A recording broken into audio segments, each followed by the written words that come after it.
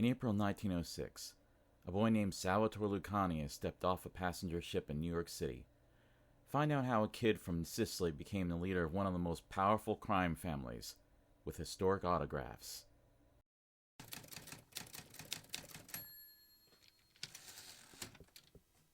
This video is brought to you by Historic Autograph Company. Check out the link in the description to see the relics and trading cards we put on our products. Make sure you check out our upcoming product, Mob 2. See how mobsters like Lucky Luciano, Al Capone, and Meyer Lansky dominated the underworld.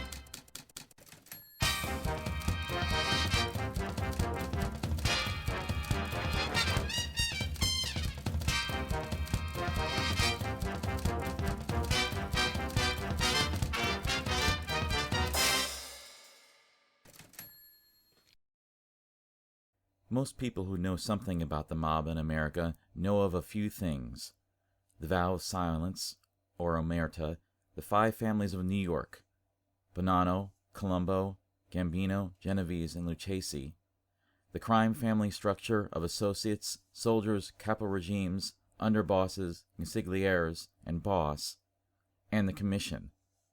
What most don't know is that many of these concepts were innovations of less than 100 years ago, made after the Italian immigrants who brought the Sicilian flavor of organized crime, the Cosa Nostra, adapted their schemes to the political and social realities of America. While not the household name that gangsters like Al Capone and Vito Genovese and John Gotti are, Lucky Luciano's impact on the mob is persistent and undeniable. Luciano was born in Sicily in 1897 as Salvatore Lucania. During his life, he never actually went by Lucky or Luciano, for that matter. Most called him Charlie or Charlie Lucky. Luciano is probably a popular misspelling made by law enforcement and propagated by the media. In any case, young Salvatore emigrated to the United States with his family at the age of 8. They settled in the Lower East Side of Manhattan, and by the age of 14, Lucky had dropped out of school to sell hats and, more importantly, shoot dice. After proving rather adept at gambling, he quit his job and pursued that hustle exclusively. His parents made an effort to rein Lucky in by sending him to a truancy school, but that did little to stop him. He became a member of the infamous Irish and Italian 5 Points gang, along with starting his own racket, offering protection from the Italian and Irish gangs to young Jews for 10 cents a day. Of course, the service included protection from Luciano himself. When a Jewish boy named Meyer Lansky gamely resisted Luciano's hard sell, he won Lucky's respect, and a future member of the Jewish mob worked with Lucky through most of their careers. By 1920, Luciano had assembled a gang that counted budding mob leaders Frank Costello and Vito Genovese among its members. Lucky joined established mobster Joe Messeria's operation, rival of the Salvatore Maranzano outfit. Both bosses were known as Mustache Petes, older and set in the traditional ways of the Sicilian mob, unlike young Turks like Luciano and his peers. At the same time, Luciano worked for Jewish gangster Arnold Rothstein, who became his mentor. Under Rothstein's tutelage, Luciano added bootlegging to his businesses. Rothstein also helped Lucky to rehabilitate his image following his arrest over an ill-advised heroin-selling operation. With drug dealers seen as too lowbrow for Luciano's desired high-class clientele, Rothstein took him clothes shopping at Wanamaker's and bought him and 200 other gangsters and politicians tickets to the Jack Dempsey-Luis Firpo boxing match. By the time Luciano was in his 30s, he racked up 25 arrests for assault, robbery, blackmail, and gambling, but was never convicted. Some say that's why he was called Lucky. Or perhaps it was just a play on his last name, or the fact that in 1929, he survived a brutal beating that left him with a scar on his face and noticeably droopy eyelid. By 1931, the rivalry between Messeria and Maranzano had come to an all-out street war. Luciano's gang had grown to include future mob bosses Joe Profaci, Tommy Gagliano, Tommy Lucchese, and Joe Bonanno, among others. Messeria ordered a hit on one of his former associates, Gaetano Reina, when Reina switched sides of Maranzano. Luciano ensured that the deed was done, but already disillusioned with his boss, he decided to switch sides. He approached Maranzano with a deal: make me your underboss, and I'll take out Messeria. With the deal in place, Luciano and his cohorts planned the hit. On April 15, 1931, Charlie Lucky set up the meeting at the Nuovo Villa Tamaro restaurant on Coney Island. While Masseria played cards with a few unidentified men, Luciano excused himself to the bathroom. Right then, it's believed that Albert Anastasia, Vito Genovese, Joe Adonis, and Bugsy Siegel arrived. Masseria was killed off with several shots to his head, back, and chest. The gunman fled, and because Luciano had an alibi, no one was ever convicted of the killing. Luciano took his place as Maranzano's second-in-command, taking over Masseria's rackets. At this point, Maranzano spearheaded a few changes to the American mob that most of us are familiar with. The first was organizing the gangs of New York into 5 families, headed by Luciano, Joe Profaci, Tommy Gagliano, Vincent Mangano, and Maranzano himself.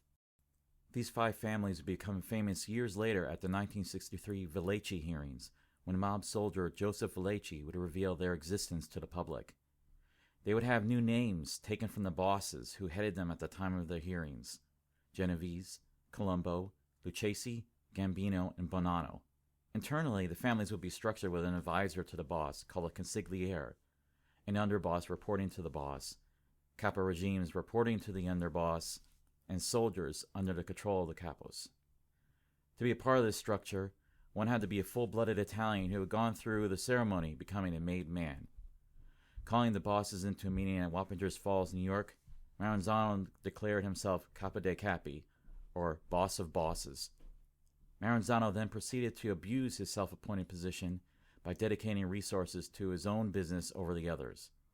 While Luciano could appreciate Maranzano's innovative thinking, Maranzano was, after all, still a greedy mustache Pete. And Charlie Lucky merely bided his time until the boss of bosses could be eliminated. Of course, Maranzano caught wind of these and hired Irish gangster Vincent Mad Dog Cole to eliminate Luciano. Lucchese alerted Luciano, who immediately put his plan to action by hiring 4 gangsters from the Jewish mob to take out Maranzano.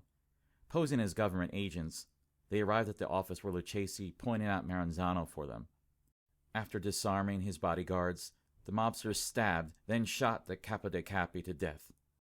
Following the hit, 2 more of the Mustache Petes fell, Joseph Siragusa of the Pittsburgh family and Joe Artizone of Los Angeles, who had already announced his retirement but was targeted nonetheless.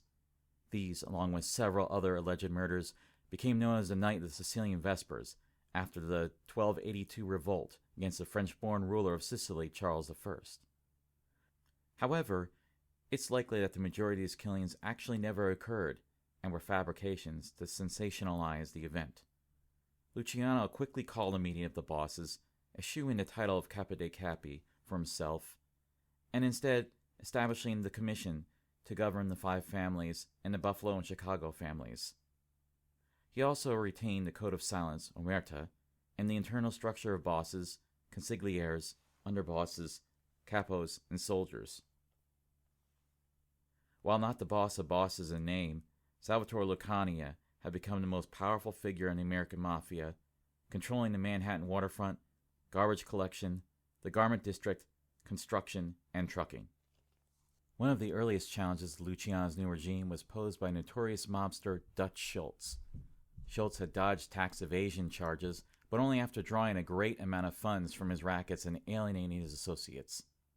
New York Mayor Fiorello LaGuardia, outraged by the acquittal, appointed U.S. Attorney Thomas Dewey as special prosecutor to find something to finally bring Schultz down. While Schultz was busy fighting the charges, Luciano muscled in on his rackets.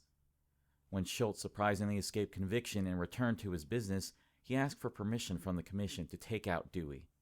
They naturally refused, envisioning the heat that assassinating a public official would bring on the 5 families.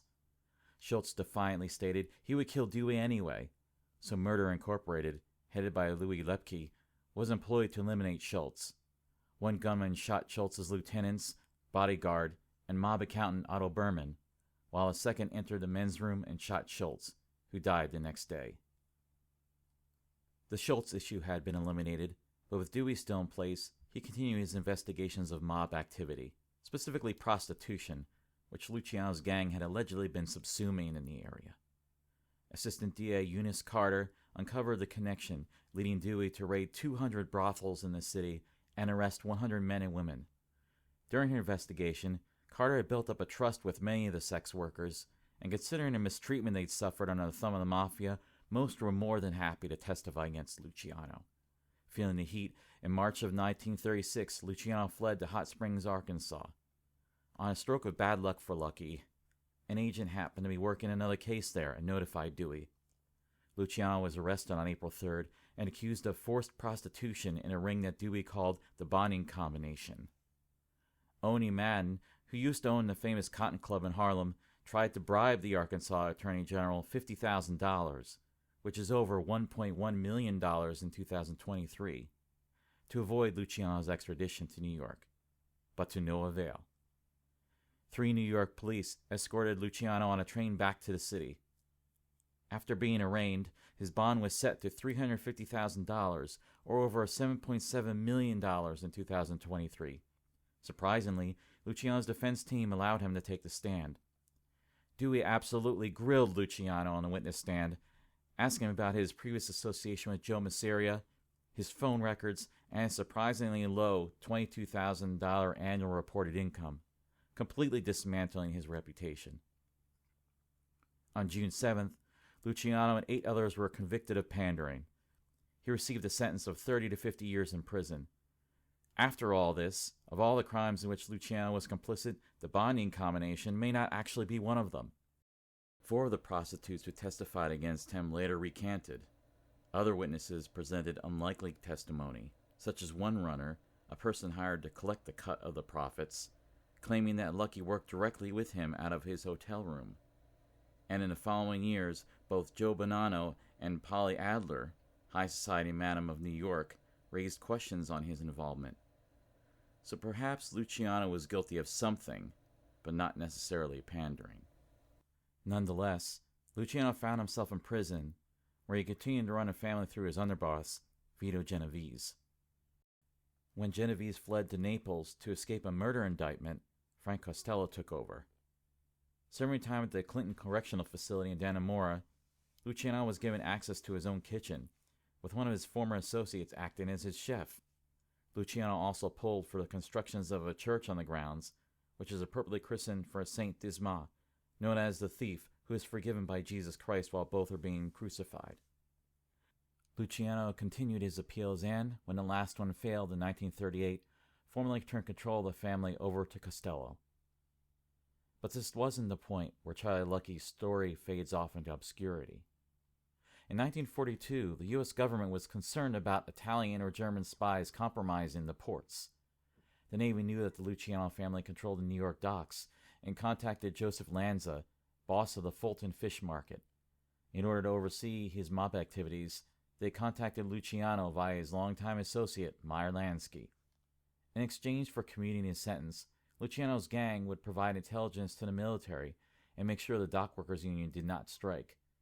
The Luciano family was also more than happy to provide maps and other information on the Sicilian coastline for the 1943 Allied invasion of Italy, as Mussolini had already arrested over 11,000 members of the Sicilian Mafia, and Luciano was eager to see him taken down.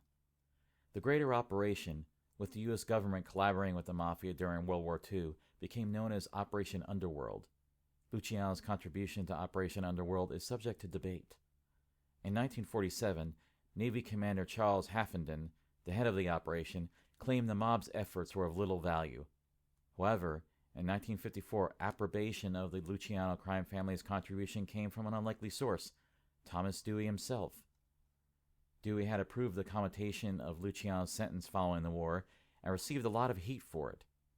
Dewey justified Luciano's release based on the effectiveness of the Mafia's network of informants. This information finally came to light in the 1970s after Dewey's death. In any case, on January 3, 1946, Dewey freed Luciano with one big condition. Lucky would be deported to Sicily. Luciano had always maintained that he was an American citizen who could not be deported, but nonetheless accepted the deal. In February, the FBI escorted him to Ellis Island for deportation proceedings. On the 9th, Luciano enjoyed a dinner with several of his associates, including waterfront boss Albert Anastasia. The next day, 41 years after Salvatore Lucania arrived in New York, he left it to return to Italy. Lucky didn't stay in Italy for long. Seeking to regain control of his crime family, He planned to hide out within striking distance in Cuba, where Meyer Lansky already operated in hotels and gambling. In October of 1946, he sailed to Venezuela, then took a series of flights around Central and South America and Mexico, presumably to throw off any authorities, before landing in Cuba. In December, Lansky would host what became known as the Havana Conference. At the conference, Vito Genovese, who had returned after seeing the charges against him dropped, once again tried to convince Luciano to take the mantle of boss of bosses and let Genovese take care of daily business. Whether Luciano officially revived the position or not is still in doubt. While Genovese had been allowed to run the business for a time 10 years earlier, Luciano trusted Costello much more than Genovese, who he knew wanted a leg up on his rival, Albert Anastasia. One source claims that Luciano replied, "There is no boss of bosses. I turned it down in front of everybody. If I ever change my mind, I will take the title, but it won't be up to you. Right now, you work for me, and I ain't in the mood to retire. Don't you ever let me hear this again, or I'll lose my temper." Others suggest that he motioned for a vote on whether he should assume leadership of Cosa Nostra, and that following the vote of confidence, in order to assert his authority, he had Genovese and Anastasia shake hands. Whatever the case may be, by the time the conference closed, the U.S. began to take steps to remove Luciano from Cuba. Lucky had made it no secret he was there, being seen in public with Frank Sinatra, who was there to perform in Havana. The U.S. pressured Cuba to deport Luciano, threatening to block imports of narcotic prescription drugs while he remained. Luciano was in Genoa, Italy, by the spring of 1947, once again leaving Costello in charge. Essentially on house arrest, Luciano had to make the best of things. One positive was Igea Lissoni, a ballerina he met in 1948. While Luciano was not a faithful boyfriend, the couple stayed together until Lissoni's death in 1959. Unfortunately, while in exile, Lucky was unable to control the events that transpired within the family. By 1957, Genovese made his long-awaited moves to seize control. Vincent Gigante ambushed Frank Costello at his Central Park apartment building, announcing, "This is for you, Frank," before shooting him in the head. Costello surprisingly survived the assault, deciding that perhaps this would be a good time to step down. Later in the year, Genovese and Gambino arranged to hit on rival Albert Anastasia.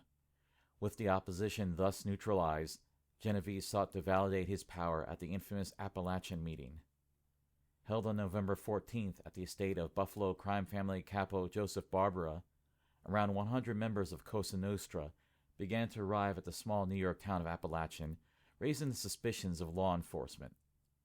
State police set up a roadblock, taking several mobsters into custody, while many attempted to flee the estate into the woods. While none of the mobsters served jail time, Genovese received the blame for the incident and appeared vulnerable. Luciano allegedly then took the opportunity to falsely implicate Genovese in a drug deal in 1959, putting him in prison until his death in 1969 and elevating Carlo Gambino to de facto boss. Following his lover Igea's death, Luciano decided it was time to tell his story. On January 26, 1962, Luciano was in the Naples airport to meet American producer Martin Gosch regarding a film based on his life when he died of a heart attack. Salvatore Lucania's body was paraded in a horse-drawn hearse through Naples to his funeral, where 300 attended. His relatives received permission from the U.S. government to return his body to New York, where it is buried in St. John's Cemetery in Queens. Charlie Lucky's legacy is what is now known as the Genovese crime family, which still operates in New York, New Jersey, South Florida, Las Vegas, and the New England region. Though the largest of the 5 families, only 11 members have ever testified against the family. It seems the policy of omerta that Luciano established has served them well.